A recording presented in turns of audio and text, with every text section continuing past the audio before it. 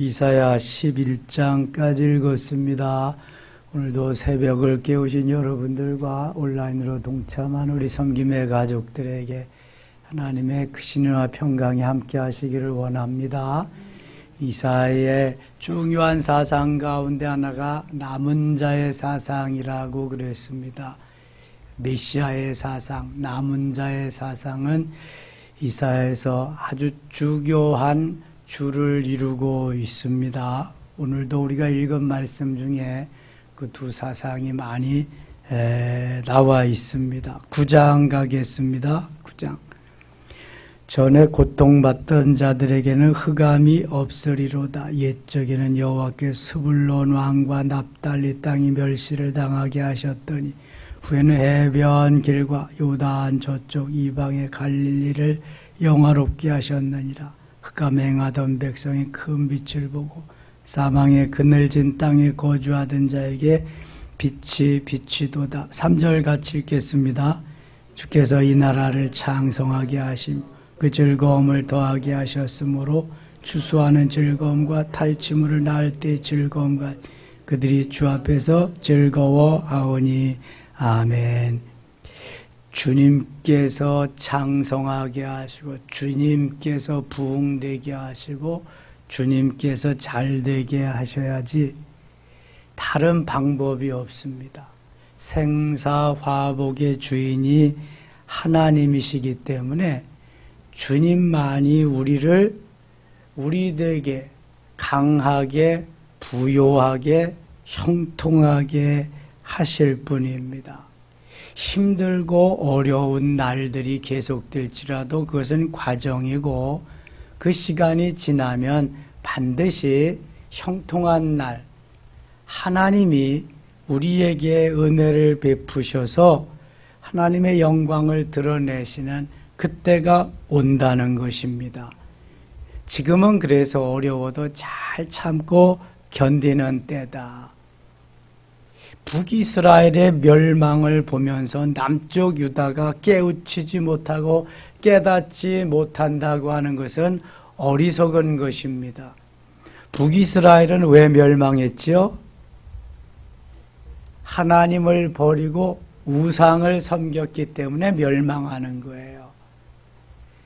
하나님의 백성이 하나님을 버린다, 종이 주인을 버린다, 그는 멸망하는 길이지요.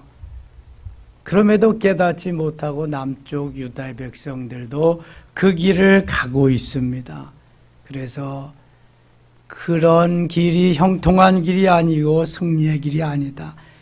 주님만이 너희들을 행복하게 해주실 분이다라는 걸 말씀하고 있어요. 4절 갑니다. 이는 그들이 무겁게 맨 멍에와 그들의 어깨와 채찍과 그 압제자의 막대기를 주께서 꺾으시되 미디안의 날과 같이 하셨음이니이다.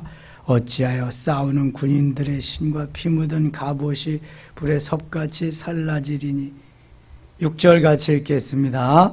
이는 한 아기가 우리에게서 낳고 한 아들을 우리에게 주신 바 되었 그의 어깨에는 정사를 메어 그의 이름은 기묘자라 묘사라 전능하신 하나님 영정하신 아버지 평강의 왕이라 할 것임이라. 아멘. 이제 메시아가 이 땅에 오셔서 우리의 어려움을 감당해 주시리라. 그러한 희망의 소망의 메시지가 주어지고 있습니다. 이는 한 아기가 우리에게 낳고 그 메시아의 탄생을 말합니다. 7장 14절에 보라 처녀가 잉태하여 아들을 낳으리니 그 이름을 임마누엘이라 하리라. 이미 말씀하셔서 어제 새벽에 했습니다. 그 한 아기가 우리에게 낳고 한 아들을 우리에게 주신 바 되었는데 그의 어깨에는 정사를 메었고 그의 이름을 기묘자라 모사라 전능하신 하나님이라 영존하신 아버지라 평강의 왕이라 할 것임이라. 이 세상에 감당치 못할 그러한 것들을 다 가지고 오시는 분이 메시아이심을 말씀합니다. 예수 그리스도만이 모든 문제를 해결해 주실 분이라는 거죠. 7절 같이 읽겠습니다. 7절 그 정사와 평강의 더함이 무궁하며 또 다윗의 왕위와 그의 나라에 군림하여 그 나라를 굳게 세우고 지금 이후로 영원히 정의와 공의로 그것을 보존하실 것이라. 만군의 여호와의 말씀 이를 이루시리라. 아멘. 그 정사와 평강의 더함이 무궁하며 한도 끝도 없으신 거죠.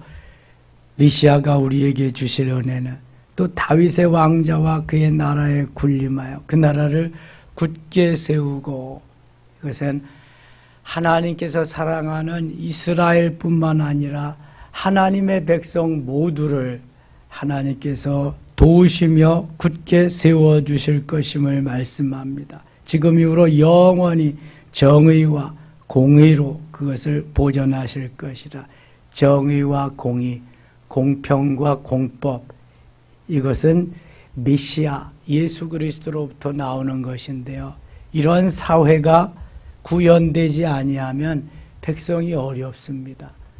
어디에든지 정의와 공의, 공평과 공평이 있는 그 사회가 행복한 사회가 되는 것입니다.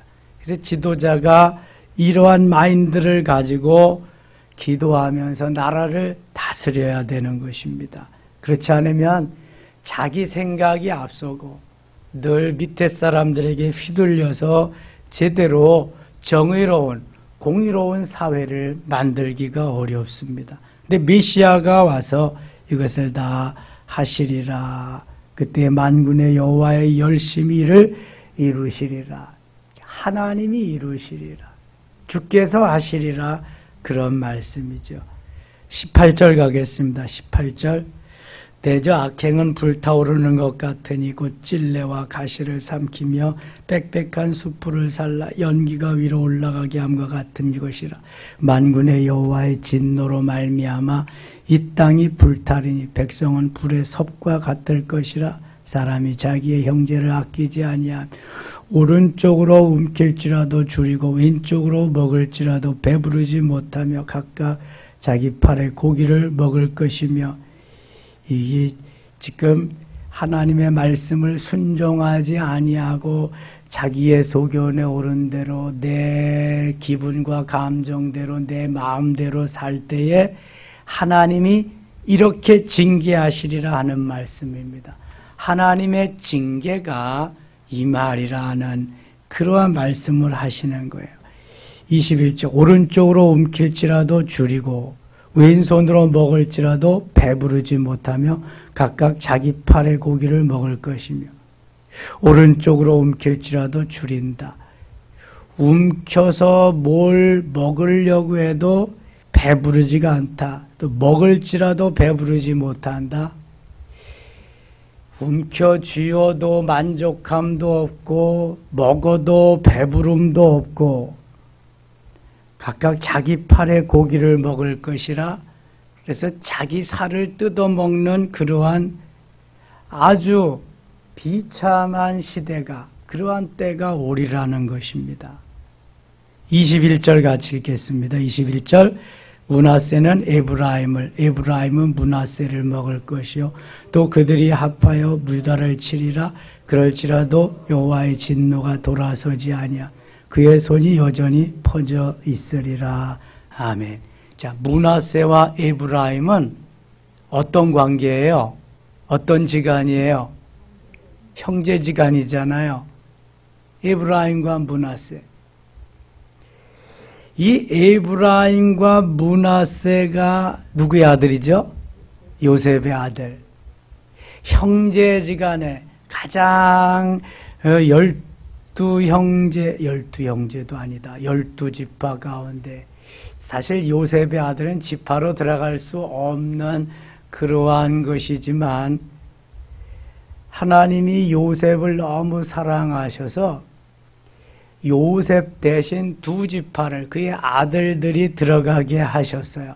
야곱의 손자인데 야곱의 아들 몫을 므낫세 에브라임과 므낫세가 하도록 그렇게 사랑받는 지파들인데 이 두 형제가 요셉의 두 아들이 서로 으르렁거리면서 싸운다는 거예요. 뿐만 아니라 먹는다, 멸망을 시킬 때까지 에브라임은 므낫세를, 므낫세는 에브라임을 먹을 것이요.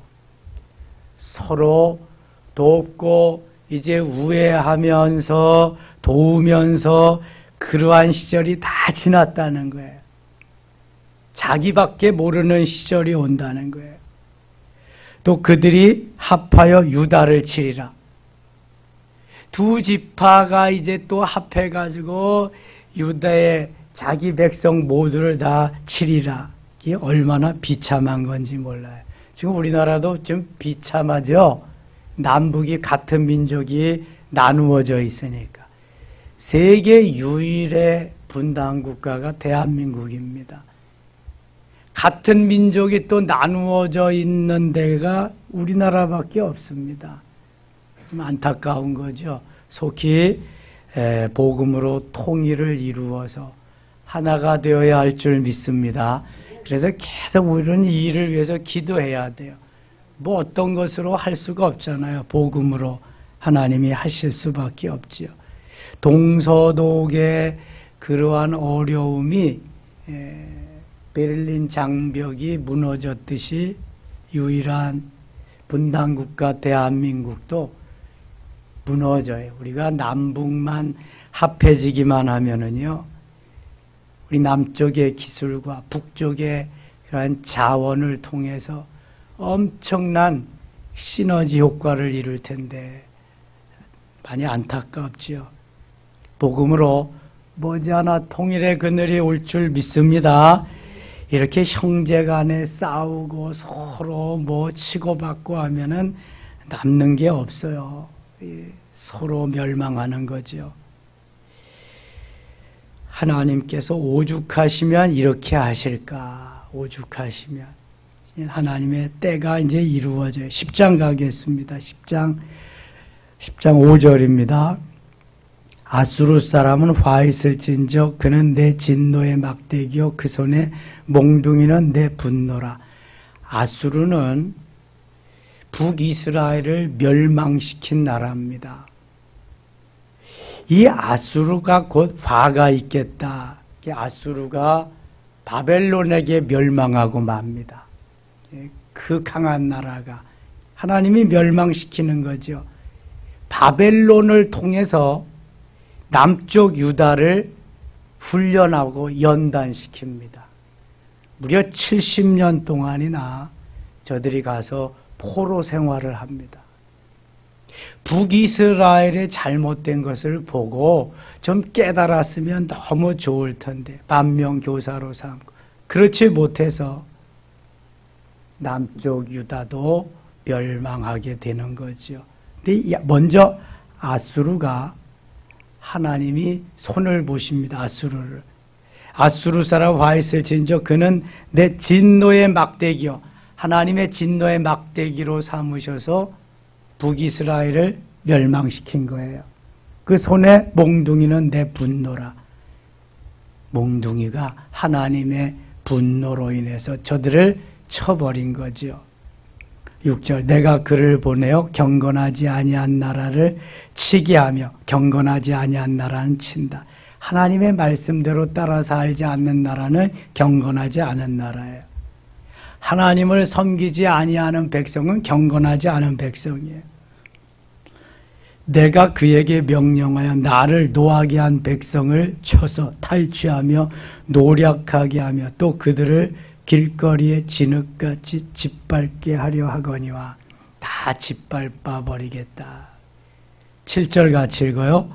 그의 뜻은 이같지 아니하며 그의 마음의 생각도 이같지 아니하고 다만 그의 마음은 허다한 나라를 파괴하며 멸절하려 하는도다. 이 악한 것들은 계속 악의 악을 동반해서 나오기 때문에 선한 것이 없습니다. 자기의 이익을 추구하면서 하나님과 하나님의 영광하고는 전혀 상관이 없어요. 오직 내 욕심, 내 뜻을 이루기 위한 것이죠. 여러분, 러시아는 세계에서 땅덩어리가 가장 큰 나라입니다. 자원이 가장 많은 나라입니다. 그런데 왜 거의 동족과 같은 우크라이나, 아유, 발음도 잘 안 된다. 침략해서 그렇게 많은 사람을 죽이고, 부상당하게 하고, 어렵게 하고, 왜 힘들게 하고 그럽니까? 이게 푸틴 한 사람의 야망이잖아요. 욕망이잖아요. 옛 소련 제국을, 소비에트 연방을 재건해버리라는 그러한 마음. 그래서 어떻게 하겠다고? 온 세상 사람들의 78억의 원성을 사면서. 근데 좀 이상한 게, 왜 러시아 사람들은 그걸 보면서 가만히 있냐? 지금 어디에서도 일어나야지. 좀 일어나고, 이건 안 된다, 이거는. 왜 푸틴을 지지하고 그러냐고. 근데 푸틴의 정적과 같이 민주주의를 수호하면서 그 일어났던 사람, 그 일당 다 잡아다가 감옥에 가두고 그랬으니까 그게 안 되는 거지, 이제. 무서우니까. 근데 하나님이 이제 가만두지 않습니다. 하나님께서 하셔야지. 이게 뭐 사람이 할 일이 아니야, 이거는. 이 야욕에 불타가지고 더 많은 땅덩어리로, 그리고 저 서방으로 진출할 수 있는 길을, 우크라이나를 점령해야 된다. 바닷길이 그쪽으로 다 열리니까. 하나님이 기뻐하지 아니하는 것은 언젠가는 다 멸망하고 맙니다. 때가 문제이지. 12절 갑니다. 12절. 그러므로 주께서 주의 일을 시온산과 예루살렘에 다 행하신 후에 아수르 왕의 완악한 마음의 열매와 높은 눈의 자랑을 벌하시리라. 아수르를 멸망시키겠다는 거예요. 그래서 바벨론에게 멸망하고 말거든요. 바벨론이 이 예루살렘, 유대 나라를 멸망시키고 그렇게 했지만, 역시 바벨론도 하나님이 막대기로, 분노의 채찍으로 사용하시고는 또 멸망시킵니다. 메데바사에. 그래서 메데바사의 초대왕이 고레스 왕이잖아요. 고레스 왕을 통해서 해방을 시킵니다. 이게 페르시아거든요. 페르시아. 오늘날 이란이 엄청난 나라였습니다. 지금 저렇게 됐지만. 15절 갑니다. 15절. 도끼가 어찌 찍는 자에게 스스로 자랑하겠으며 톱이 어찌 켜는 자에게 스스로 큰 채 하겠느냐. 도끼나 톱은 사람이 가지고 사용하는 도구일 뿐이에요. 도구. 아무것도 아닙니다. 사람이 쓰지 않으면은 저건 그냥 쇠붙이에 불과한 거예요. 그런데 보세요. 다시 봅니다. 도끼가 어찌 찍는 자에게 스스로 자랑하겠으며 톱이 어찌 켜는 자에게 스스로 큰 채 하겠느냐.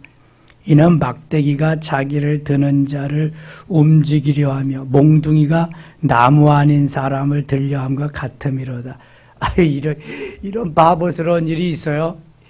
사람이 사용하지 않으면, 쓰는 사람이 사용하지 않으면 아무런 쓸모가 없어. 역할을 못 하는데 마치 자기가 하는 것 같이 그렇게 한다는 거예요. 스스로 큰 채 한다는 거예요. 우리도 똑같은 거죠. 하나님이 우리를 사용하셔서 재능을 주시고 지혜도 주시고 명철도 주시고 할 수 있게 하셔서 주의 일 수종드는 것밖에 없는데, 마치 자기가 하는 것처럼 도끼나 바로 톱과 같이 내가 하는 거다 쓰시지 않으면 꼼짝 못해. 아무것도 못하는 거예요. 이런 어리석음을 범하고 있다는 거지. 지금 유대 백성들도 그렇다는 거예요. 이스라엘이 그랬고 유다. 이스라엘과 유다가 우리는 자꾸 이렇게 혼동되잖아요. 근데 분열 왕국 시대에는 북이스라엘 남유다입니다. 북이스라엘 남유다. 북이스라엘은 BC 722년에 아수르에게 멸망당해서 이제 자치를 감추는 거예요. 남쪽 유다는 BC 586년에 바벨론의 포로가 되어서 쭉 이어지다가 그 다음에 이제 사울이 초대 왕이 되고 사무엘이 건국의 기초를 이루게 되죠. 그 다음에 다윗 왕 때에 통일 왕국을 이룹니다. 북이스라엘 12지파, 남쪽 유다의 2지파 이렇게 해가지고 통일 왕국을 이루게 되죠.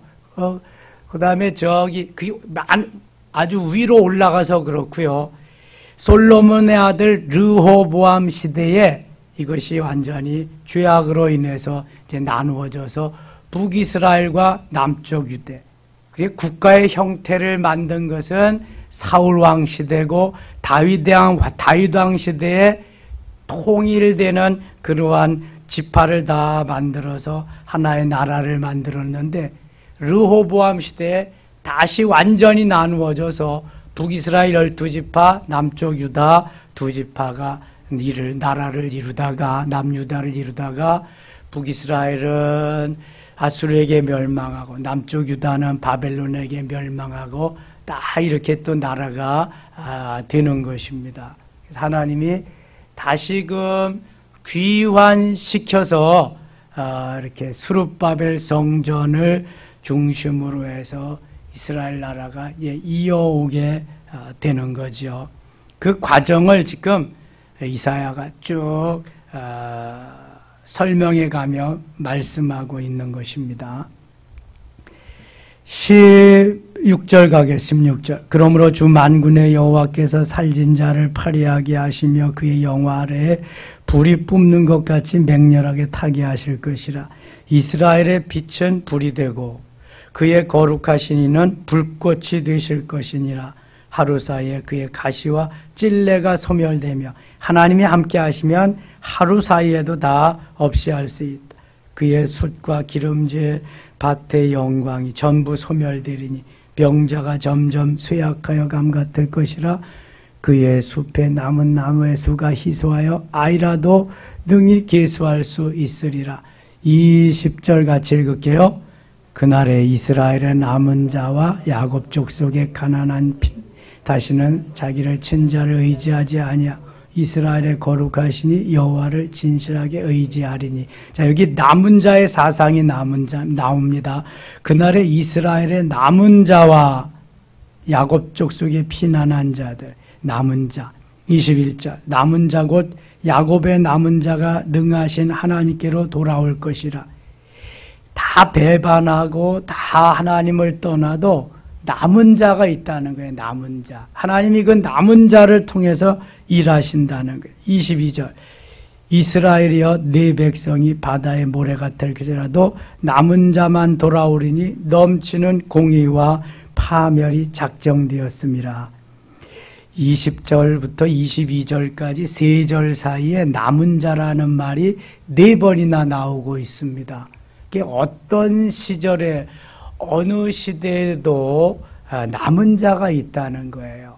이 남은 자를 통해서 하나님이 일한다는 거예요. 렘넌트, 히브리어로 렘넌트라고 그러는데 남은 자의 사상, 남은 자를 통해서 그루터기가 되게 하시고 새싹이 거기서 나오게 하셔서 일하게 하신다는 거예요. 남은 자가 되어야 할 줄 믿습니다. 남은 자가 되어야 돼요. 되게 이렇거든요. 나 기분 나쁘고 내 마음에 안 들고 내 뜻에 안 맞는다. 여기만 있냐? 이 다 떠난다고요. 그러나 하나님이 나를 귀한 뜻과 섭리 속에서 보내주셨다. 하나님이 내게 맡기신 사명이 너무너무 크다. 그래서 끝까지 지키면서 이 남은 자는 하나님의 뜻과 섭리, 하나님의 말씀을 끝까지 붙잡고 있는 거예요. 하나님. 시작하신 이가 하나님이니까 마지막까지도 하나님이 함께 하신다. 이 남은 자의 사상입니다. 23절 같이 읽을게요. 23절. 이미 작정된 파멸을 주 만군의 여호와께서 온 세계 중에 끝까지 행하시리라. 이 끝까지 다 행하시는 가운데에도 하나님은 남은 자는 지키시고 역사한다. 마지막 때 말세에 믿는 자를 보겠느냐 주님 말씀하십니다. 그래도 끝까지 지키면서 남은 자 렘넌트가 있습니다. 하나님의 사랑으로 저들이 승리하는 것을 하나님은 보여주시기를 원하시죠. 11장 가겠습니다. 이새의 줄기에서 한 싹이 나며 그 뿌리에서 한 가지가 나서 결실할 것이요. 이거 누구를 가리키는 거예요? 메시아. 메시아 사상이 여기 나옵니다. 이새의 줄기. 이새는 누구죠? 저새와 반대가 이새인가? 이새는 다윗의 아버지입니다. 다윗의 할아버지는 오벳. 다윗의 증조 할아버지는 보아스. 룻의 남편. 룻의 남편 맞죠? 예, 그래서 이새는 다윗의 아버지입니다. 그래서 이새의 줄기에서 한 싹이 나며 다윗이 나고요. 다윗의 후손 중에서 메시아 예수 그리스도가 탄생합니다.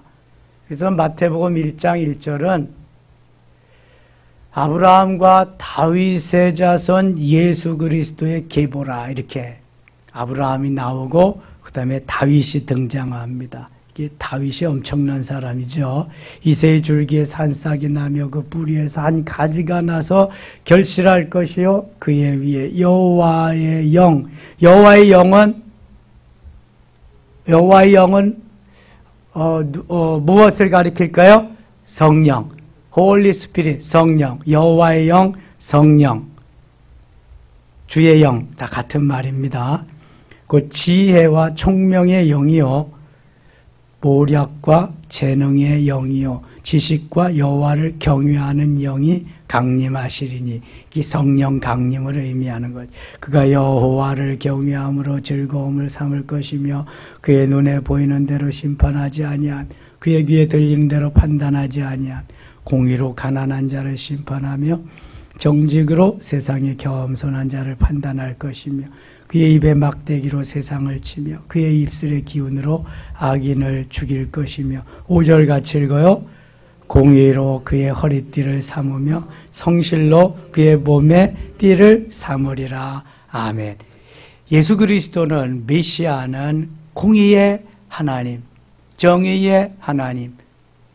아모스 5장 24절에 오직 공법을 물같이 정의를 하수같이 흘릴지로다 이렇게 말씀합니다. 하나님의 메시아의 세상이 올 때에 하나님 공의의 하나님, 정의의 하나님이기 때문에 이 땅이 바로 그렇게 정의로운 공의로운 세상의 됨을 말씀하고 있는 것입니다. 10절 가겠습니다. 10절 같이 읽을게요. 그날에 이새의 뿌리에서 한 싹이 나서 만민의 기치로 설 것이요 열방이 그에게서 돌아오려니 그가 거할 것이 영화로우시리라. 아멘. 그날에 이새의 뿌리에서 한 싹이 나서 이게 1절 말씀하고 아주 비슷하죠. 이게 메시아의 탄생을 의미하는 예수 그리스도의 탄생. 그날에 이새의 뿌리에서 한 싹이 나서 만민의 기치로 설 것이요 열방이 그에게로 돌아오리니 그가 거한 것이 영화로우리라. 예수 그리스도가 다스리는 그러한 시대가 오리라. 13절 그날에 주께서 다시 그의 손을 펴사 그의 남은 백성을 남은 자 렘넌트 남은 백성을 아수르와 애국과 바드로스와 구스와 엘람과 시날과 하맛과 바다 섬들에서 돌아오게 하실 것이라. 남은 자들을 모으시고 남은 자들을 통해서 하나님이 역사하심을 말씀하고 있습니다. 16절 읽고 마치겠습니다. 16절입니다.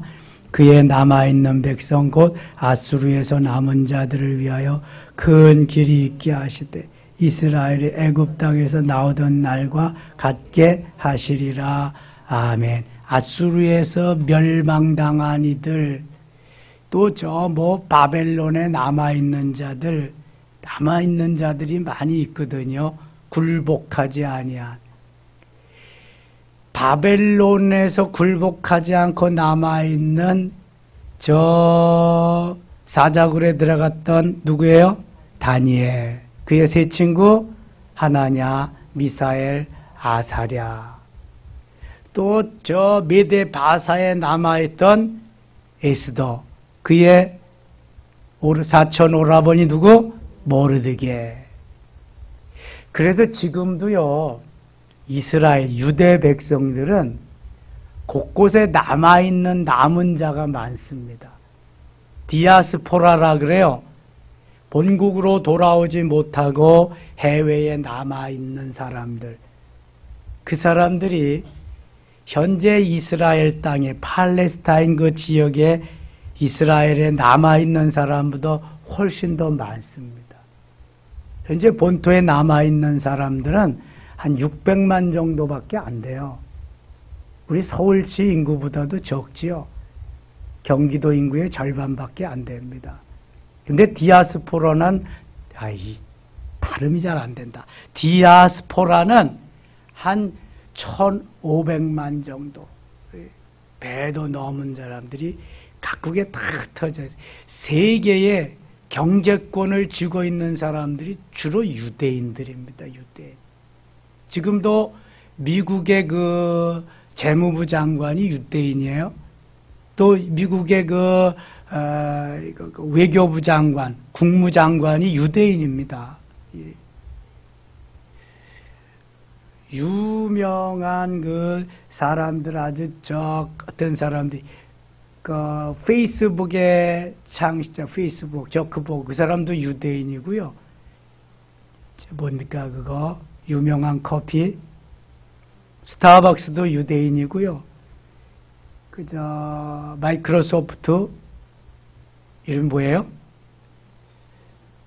마이크로소프트 창시자 돈 제일 많은 사람 빌 게이츠도 유대인이고요. 유대인들 엄청 많습니다. 이 머리가 지금 연수가 지나니까 연식이 많이 지나니까 빨리빨리 안 돌아가네 이게. 참 빨리 생각이 착착착착 나야 되는데 엄청납니다. 이 유대인들이 가지고 있는. 사람은 적지만 저들에게 하나님이 주신 그게 엄청나서 그래. 뭐 있는 게 머리밖에 없어. 저 사람들은 뭐 자원이 있어요, 땅이 있어요, 인구가 많아요. 그런데도 세계의 노벨상의 3분의 1은 다 유대인의 몫이라잖아요. 3분의 1 정도. 우리나라도 이제 곧 노벨상이 나와야 할 줄 믿습니다. 이 세계의 10위권이면 노벨상이 나와야지. 지금 나와야. 달나라도 이제 누리호 갔잖아요. 누리호가 지금까지 하지 못한 것을 했는데요. 뭐냐 하면은 누리호 자체가 떠가다가 누리호에서 다시 사출이 돼가지고 또 그 위성 역할을 하는 게 4개나 있잖아요. 조선대에서, 그 다음에 카이스트에서, 서울대에서, 연세대에서. 지금 3개는 잘 해가지고 돌고 있어요. 뭐 오늘인가 내일인가 연세대에서 보낸 그 위성이 또 사출된대요. 미국이나 러시아에서도 깜짝깜짝 놀란대지. 그런 역사가 없대요, 아직까지. 그리고 다 몇 번씩 시도해서 다 했는데 우리나라는 단 2번에, 처음엔 절반 성공, 2번에 완전 성공해서 이것까지 이루고, 이제 곧 달나라의 다누리래. 그건 아직 우리나라에서 발사할 수 있는 게 안 돼가지고 미국에서 그 발사를 하는데요. 그것도 6개인가 띄우는데 5개는 다 우리 기술로 했대요. 하나만 좀 도움을 받고 지금 그렇게 간다는데 하나님이 유대인 이상 가도록 대한민국을 사랑하시고요. 역사하십니다. 제가 늘 말씀드리지만 이렇게 새벽을 깨우며 기도하는 민족이 대한민국밖에 없어요. 저녁에도 뭐 예배드리고 기도하는 대한민국밖에 없다니까. 이제 마지막에 하나님이 쓰실 나라는, 남은 자로 쓰실 나라는 유일한 대한민국밖에 없는 줄 믿습니다. 그래서 아무리 힘들고 어려워도 소망을 가져야 돼. 비전을 가지고 달려가야 돼. 정권만 바뀌면 뭐가 좀 되긴 뭐이 돼. 이거 똑같아. 이게 그냥 그 왜 사람 하나 제대로 못 써. 좀 검색해서 쓰지. 아이고, 참. 제대로 된 사람들. 왜 그렇게 없어? 제 섬김의 교회 와서 좀 데려가지. 그럼 가서 좀 할 텐데, 아이고, 참 답답할 때가 많아. 그냥 사람 하나도 제대로 못 쓰고, 그냥. 그래서 국회가 그냥 40일 전에 공정이나 하고, 아유, 참. 아무튼, 우리가 기도하기 때문에 이 나라가 비전이 있는 줄 믿습니다. 고생 끝, 행복 시작. 행복 김집사 신난다. 오늘도 그렇게 하루를 시작해서 마감하며 승리한 날 되시기를 축원합니다. 하나님 아버지 고맙습니다. 눈에 보이는 거 없고 손에 잡히는 거 없고 귀에 들리는 거 없어도 하나님은 지금도 살아계시며 역사하시는 줄 믿습니다. 우리를 남은 자로 하나님 선택하시고 도우시고 이 마지막 때에 사용하실 것을 믿습니다. 하나님, 대한민국을 마지막 때에 사용하시고 우리 섬김의 교회를 마지막 때에 사용하셔서 하나님의 영광을 드러내는 멋있는 도구, 남은 자, 렘넌트 되게 하여 주시옵소서. 예수님 이름으로 기도드리옵나이다. 아멘.